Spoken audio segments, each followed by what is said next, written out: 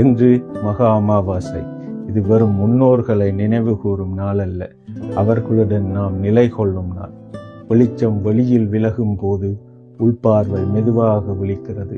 இந்த அமைதியில் நம்மை இங்கு வரை தாங்கி வந்த உயிர்களின் சுவடுகளை நன்றியுடன் நொட்டு நோக்கும் நாள். சொல்லப்படாத உழைப்புகள், சுமந்த பொறுப்புகள், பேரற்ற அன்புகள், அவை வெறும் நினைவுகள் அல்ல, நம்மை இன்றும் தாங்கி நிற்கும் உறுதியான அடித்தளங்கள். இது சடங்குகளுக்கு மட்டுமான நாள் அல்ல, பித்ரு வழியை உள்ளே உணரும் நாள். மகா அமாவாசை ஒரு நிலை. நாம் நடக்கும் பாதை தனியே உருவானதல்ல, அது நம் முன்னோர்கள் நின்ற நிலத்தின் தொடர்ச்சி. அவர்கள் சப்தமாக இல்லாவிட்டாலும் அவர்களுடன் நாம் நிலை கொண்டால் நமது வழி எப்போதுமே தெளிவாகும்.